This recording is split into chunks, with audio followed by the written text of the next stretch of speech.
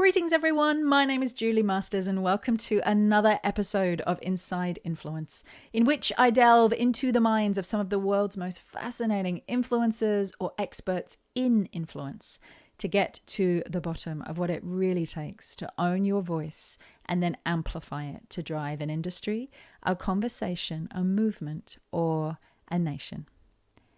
Now, here we are again with another Powercut, a series of mini episodes dropping once a week, each carefully curated from our favorite interviews from 2021 to keep you inspired and motivated while our Inside Influence team takes a little bit of a break to reimagine and recharge our batteries over Christmas.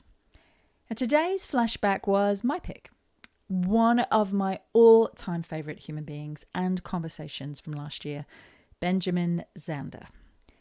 Benjamin is the conductor of the Boston Philharmonic Orchestra and also the Boston Philharmonic Youth Orchestra.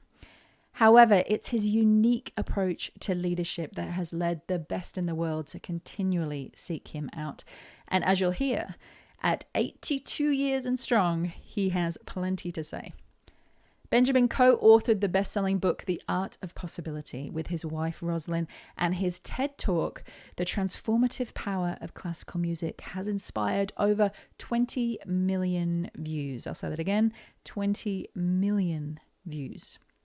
However, what makes Benjamin so captivating for me is his ability to make classical music accessible and relevant to everyone. He's a true translator of his space, and he uses his passion for music as an invitation for us all to understand and stand in possibility. The possibility that exists in every piece of music, the possibility that is in every room, every situation, every conversation, especially the hard ones.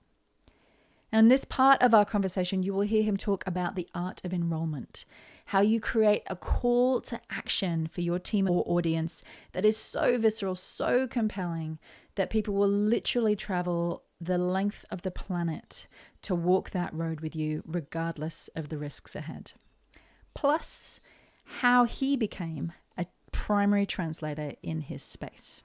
That one was worth the price of entry for me. So, sit back, soak up the incredible high notes of Benjamin Zander.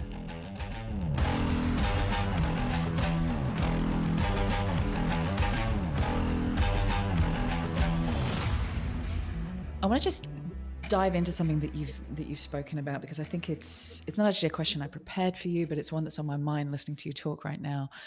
And it's around the biggest job that we have as leaders. One of the biggest jobs you have as a conductor and a teacher is getting people to answer the call.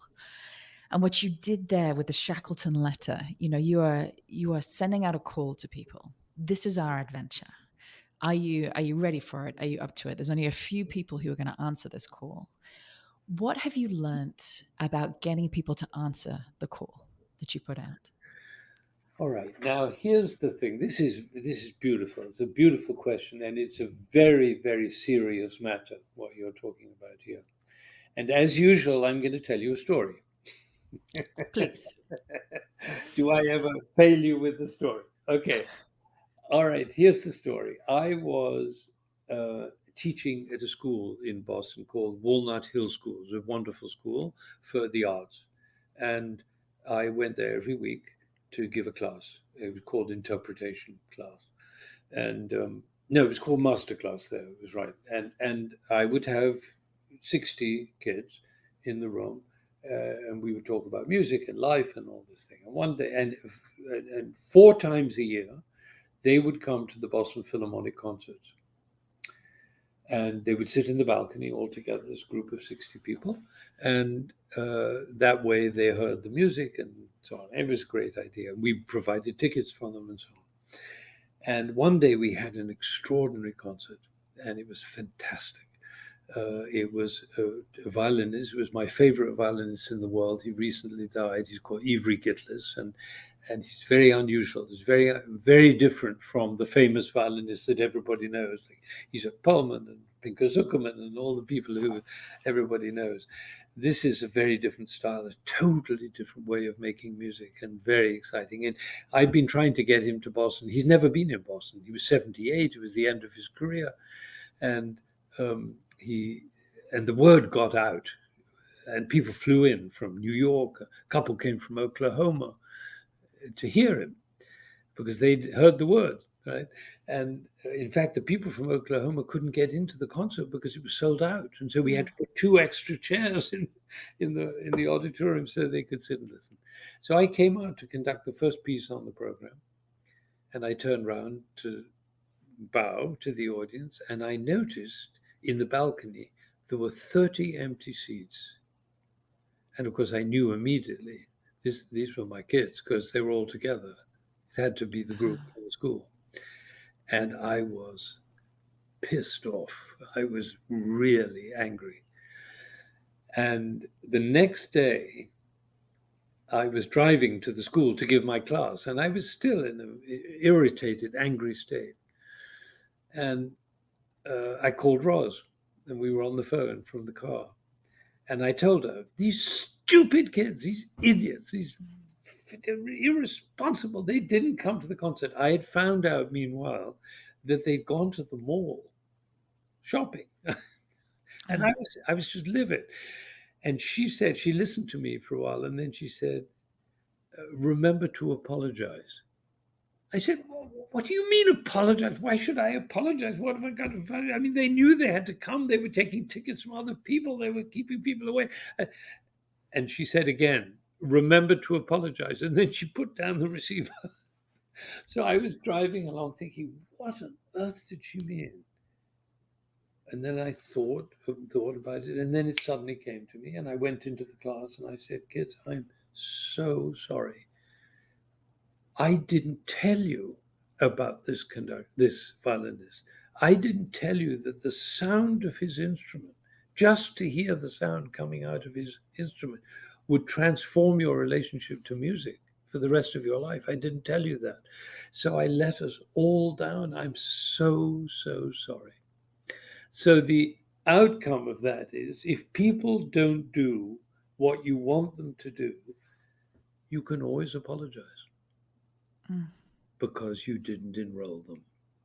Now, that is a profound realization, and for people in our profession, which depends on people doing what we want them to do, it's all a matter of enrollment, and we forget that. We blame people for not doing what we want them to do, listen to our music, come to our concerts. You know, the lovely Sol Hurok remark, the impresario in New York, Russian he was. He said, if they don't want to come to your concert, there's nothing you can do to stop them. And I often tell that story because it's very profound, the realization you can apologize for people when they don't do what you want them to do. Right? It's a very profound idea. One day I was sitting in a restaurant after giving a talk to 1,500 people in a big hall. And a lady came up to me and she had tears in her eyes and she said, I want to thank you. You saved my marriage today. I said, what? She said, yes, my husband is moving out while I'm at this conference. And I want to tell you what happened. When you told that story, I ran upstairs and I called him. The moving truck was outside the house. And I said, please send the truck away. I apologize. And he did. Sent the truck away. And so we're not talking about trivial matters here. We're talking about deep concerns of the human heart. And the realization, and I'll tell you one more story because this is so important. My father wrote a pamphlet in 1947, which was the year before the Jewish state was founded. And it was addressed to the Jewish people. And it's called, Is This the Way? And it was an answer to another pamphlet that had been written called This Is the Way. But this was the question. He said to his fellow Jewish people, he said, we are about to set up our homeland in Palestine, which is understandable given our history. However, in order to do so, we're asking of the Arab people the ultimate sacrifice. which is to give up their land. If we remember that in every conversation and in every interaction, we will find them the most courteous of people. And if we forget it, we'll be doomed to eternal struggle. Now, there was great wisdom in his and prescience in that statement. Of course, the Jewish people ignored him. In fact, they were quite angry with him for even suggesting such a thing. But that is a realization of an understanding that enrollment, being, as it were, in the other person's shoes and bringing them into your world through your enthusiasm, through your love, through your understanding, is the secret of this issue. How do you get people to do what you want them to do? It's all a matter of enrollment. And that takes not pressure, not manipulation, not strategy, not all those, that's all downward spiral stuff in order to, win the strategy, to get a better deal, to get a one-up on somebody. That's all in the downward spiral. But if you feel very passionate about something and you love it deeply and you want other people to join it, then the art of enrollment is, and of course with the lovely quotation which you pointed out about never doubt the capacity of the people you're leading to realize whatever you're dreaming.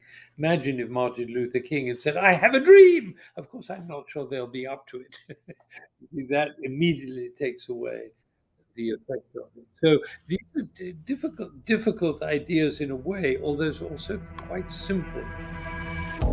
Thanks so much for listening. I hope you enjoyed this episode and have seized hold of at least one tool, idea, or mindset that will help you start raising your own level of influence. Now, for those of you who want to take the next step in your journey or would just love a roadmap to becoming the most influential voice, idea, or brand in your space, then I have good news. You can now download the latest updated version of my ebook, The Influencer Code, from my website, juliemasters.com.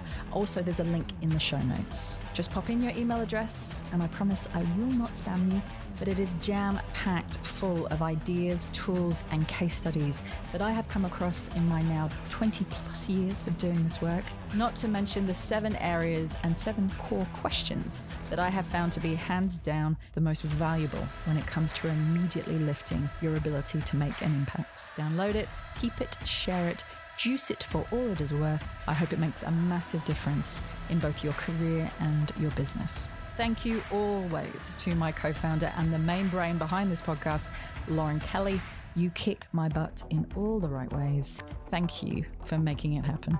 And if you did enjoy the show, then we would love you to share this podcast and leave us a review on iTunes, Google, Stitcher, whatever your platform of choice happens to be. And don't forget to subscribe to make sure that you never miss an episode.